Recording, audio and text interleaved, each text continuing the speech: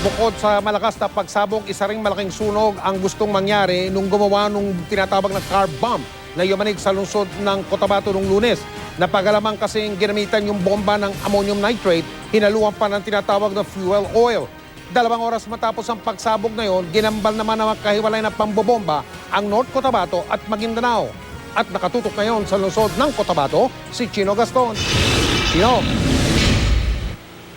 Mike, hindi pa man tukoy ng mga otoridad kung sino ang tunay na nasa likuran ng pagsabog dito sa Cotabato City. Niyanig naman ng mga panibagong pagsabog ang North Cotabato at Maguindanao. Nadatnan pa namin ng mga sugatang sundalo na isinasakay sa military ambulance para ilipat sa military hospital sa Camp Gonzalo Sionco. Sa kabuuan, sugatan ng 7 miyembro ng Philippine Army matapos sabugan ng pinaniniwalang improvised explosive device o IED sa Sharif Saiduna Mustafa sa Maguindanao kaninang umaga.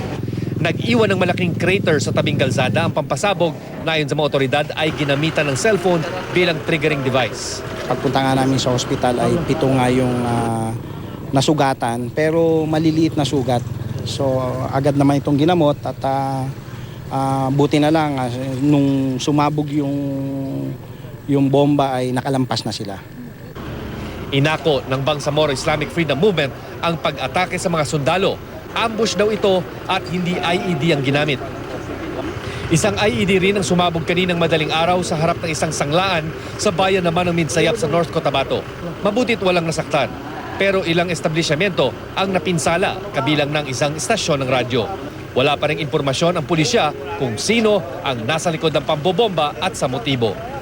Ang pampasabog naman sa Sinsuat Highway sa Cotabato City na kumitil sa buhay ng 8 na pag-alamang ginamitan ng 5 kilo ng ammonium nitrate na hinaluan ng fuel oil o tinawag nilang ANFO.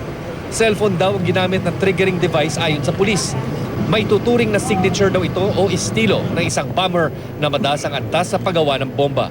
May suspect na raw ang mga pulis batay sa salaysay ng ilang saksi pero hindi pa nila inilalabas ang artist sketch. Nalaman na rin ng mga otoridad ang orihinal na may-ari ng sasakyang ginamit sa pagsabog.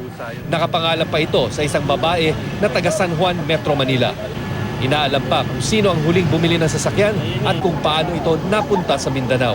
Merong halimbawa tatamaan noon, maliban sa mag-create na sinong damage, masusunog pa yung target nila. Matagal nang usap-usapan na may bomb expert mula sa Jemaah Islamiyah na nasa Central Mindanao. Ito raw ang rason kung bakit madalas na may mga sumasabog na IED sa rehiyon.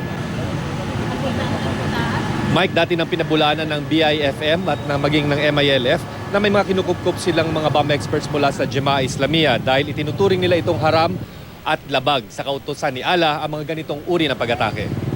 Mike? Maraming salamat, Chino Gaston.